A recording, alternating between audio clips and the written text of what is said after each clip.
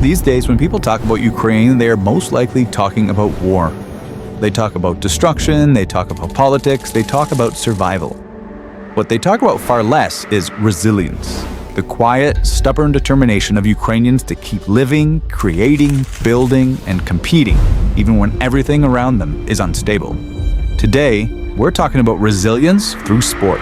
Because while air raid sirens echo through cities, while power outages interrupt daily life, while families are separated by borders and front lines, Ukrainian athletes are still training, still competing, still showing up, still preparing to represent their country on the biggest stage in the world. In February 2026, Ukraine will send its largest Winter Olympic team in over a decade to the Olympic Games in Milano-Cortina. And when those athletes walk into the stadium on opening day, waving the blue and yellow flag, that moment will carry more weight than ever before.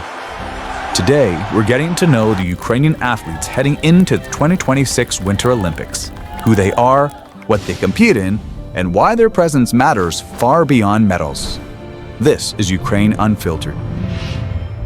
Let's start with the sport that defines Ukraine in winter, biathlon. Biathlon is one of the most demanding sports in the Olympic program.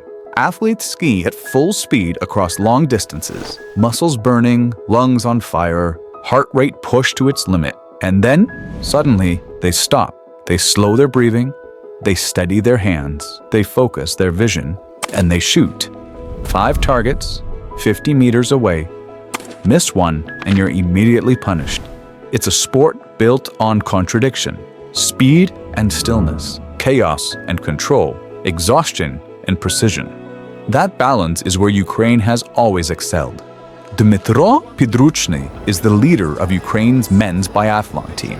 He is a world championship gold medalist and one of the most respected biathletes in the world. But what makes Pidruchny stand out isn't just his results, it's his composure. He has spoken openly about how biathlon trains the mind to function under extreme pressure, how to slow your breathing when everything around you is loud, how to focus when your body is screaming to stop. Since Russia's full-scale invasion on Ukraine, those lessons have taken on an entirely new meaning. Pidruchny doesn't race just for personal achievement anymore. He races carrying the weight of a country that refuses to break. On the women's side, Kristina Dmytrenko is a name to watch closely. She is known for her exceptional shooting accuracy, one of the hardest skills in biathlon to master. Many Ukrainian biathletes train without permanent bases, often relocating between countries due to damaged infrastructure and limited funding. Dmytrenko thrives in that uncertainty. Biathlon doesn't reward flash, it rewards discipline, and discipline has always been one of Ukraine's greatest strengths. Now let's talk speed. Not just fast, dangerously fast. Vladislav Haraskevich competes in skeleton, one of the most extreme sports in the Winter Olympics. Skeleton athletes launch themselves head first down an ice track at speeds exceeding 130 kilometers per hour. Your face is inches from the ice. Your body absorbs every vibration. There are no breaks, no second chances. What sets Haraskevich apart isn't just his athletic ability. It's his voice. He has become one of the most outspoken Ukrainian Olympians on the international stage. He has openly challenged global sports organizations over the presence of Russian athletes. At the Beijing Olympics, he wore a jacket that read, "No war in Ukraine." That moment wasn't safe. It put a target on his back. It wasn't popular, but it was honest. And sometimes honesty matters more than comfort. Now, switching over to luge, Andriy Manzi represents another reality of Ukrainian winter sports. Ukraine does not have a permanent Olympic-level luge track. That means Manzi trains almost entirely abroad, often far from home, often with limited resources. Every run costs money, every mistake costs time, and every season requires sacrifice. And yet, he qualifies. Still, he competes. Still, he shows up.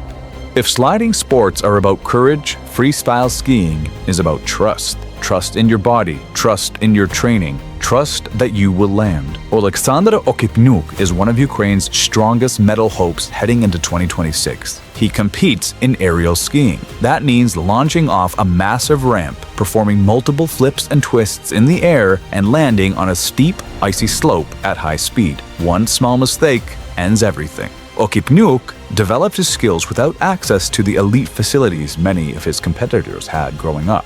He trained on water ramps, on trampolines, on improvised setups. He learned how to fly without ideal conditions. Now on the women's side, Angelina Brechina has already proven she belongs among the world's best.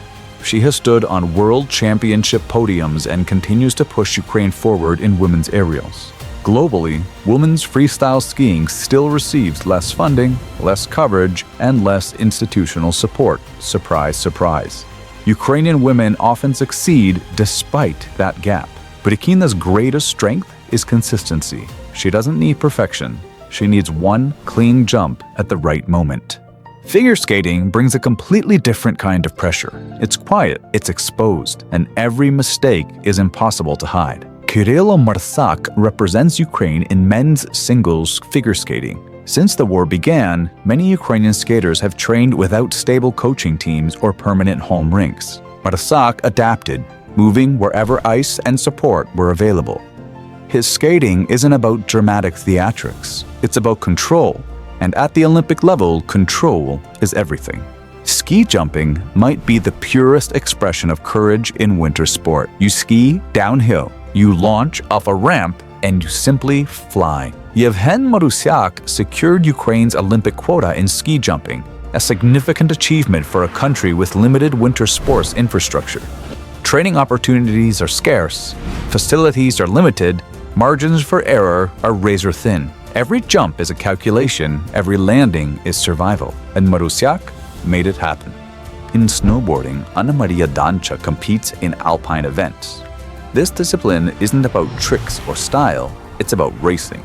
Head to head, turn by turn, line choice, reaction time, and precision.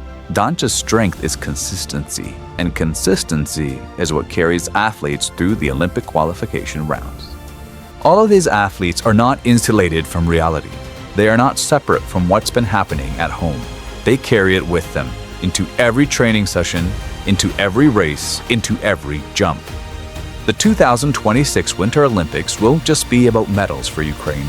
They'll be about presence, about refusing to disappear, about reminding the world that Ukraine is still here, still competing, still standing, still unfiltered.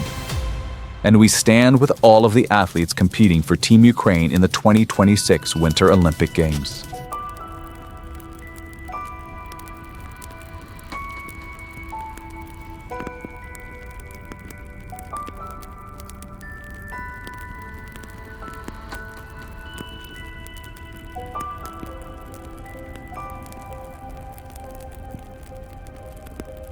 As we celebrate the strength and courage of the athletes heading into Milano-Cortina in 2026, we also pause to remember those who will never have that chance. Champions, competitors, and sports lovers who gave everything for Ukraine. Since February 24th, 2022, hundreds of Ukrainian athletes, Olympians, national champions, youth stars, coaches, and sports teachers have been killed defending their country. The Ministry of Youth and Sports reports that nearly 600 athletes have died in the war, and many more have been wounded or displaced. Today, we honor them. Slava Ukraini! Герої не вмирають.